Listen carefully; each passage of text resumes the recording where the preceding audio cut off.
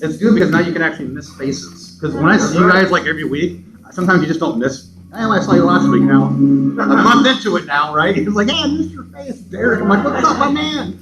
So, Dion. Anyway, it's great to be here.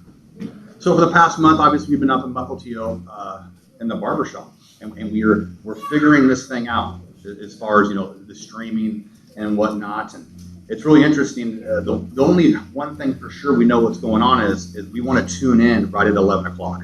That's the idea. That's the one thing that Pastor and I agreed on. 11 o'clock, we want to be on. So what happens from 10:30 to 11? We're worshiping and praying. And when we were talking, Sherry and I, and I know, and Will and Ken are kind of a part of that also, I started thinking about it, and I'm like, okay, so let's structure this. What do we need to do at 10:30 to 11, and start thinking like, well, you're going to do all this. It's like, we scrap it all. Just show up at 10:30. If we decide to worship first, that's what we'll do. Or we'll pray first. We're going to do as God leads us. And I think that's what the early church did anyways. Don't give me a set of we have to do it this way. We're going to show up. And then there's times where it's like we share testimonies first. Somebody has something on their mind. So that's a way of allowing God to work. We want to buff this religion thing out, that you have to do it this way. What God's doing, let's lean that direction with what God's doing. So it's really great. Matter of fact, I know Ken's not here, but it was so funny. Him showing up 3 weeks. I told him, I said, I have learned, Sure and I both, Will said, I've known more about Ken now in the 3 weeks he has shown up than I've had for the years that I've known him. Wow. That's what happens when you only have a few people and you do one another. You actually get to know people's story. I found out a ton about this guy that I never knew before. So that's a great part about actually building the relationships and the one another and praying together and doing that. So it's been really great on that end. We're working through it. So as the coming weeks, we're going to start getting better at doing this as far as the technology is concerned. And once we feel comfortable enough, Sherry probably has a list of folks that she probably wants to start inviting over. But we're not going to do that yet until we can actually get some things figured out a little bit more. Sure. So it was great.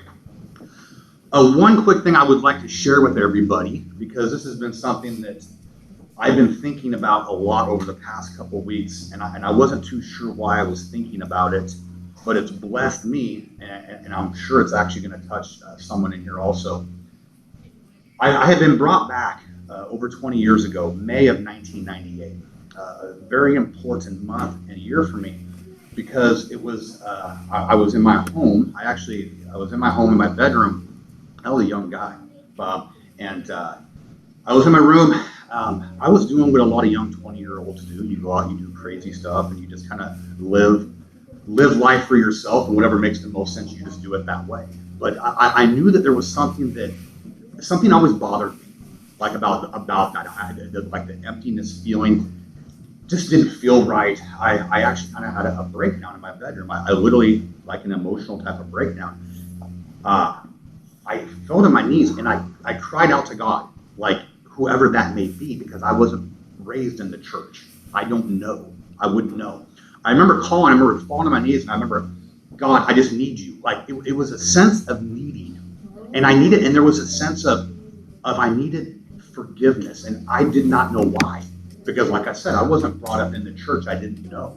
And I remember just calling out to God, if you're there, I need you. And whatever that meant to me at that moment, that's as far as I could go with it. I remember getting up, and I felt changed. And I didn't know what that meant. I just knew that there was only one person that I knew. And only one person I knew that actually lived by the book. And it was my grandfather. And he was the only person I really knew that he lived his life according to the book. And I remember reaching out to Woody, and I go see Grandma Viola and Woody, and I tell him what happened to me, and he's like, son, come here. And he started showing me scripture about and introducing me to Christ, that Christ came to forgive this sin that you're feeling. And it was a gift that was it was free. And it was something that I knew I needed. There was no other worldview that would offer me that, right? Like those of a Buddhist faith or Islam faith or Hindu or any pantheistic worldview, none of that offered that. It was only Christ that offered it. And I didn't even know. I didn't even know Christ. And I went, so these past couple weeks, I've been thinking back of May of 1998 when I dropped to my knees and I cried out to a God that I didn't even know. And I did not know him. I want you to think about when you think about it, why did you do it? Because churches are filled everywhere across the globe. And there are those that have been showing up sitting in the same seat, and they've never even done it. They've never done it. They go because that's what you know. You go to show up, and that's all we've been taught. Think about your why when you did it, and go back to that. I had to go back to my first love, because even on my path over 20 years now, I became a prodigal son for many years. Many years within the camp. Come on. And now I'm coming back to my Father. And he brought me back to the very beginning of why I did it. Amen. Hallelujah!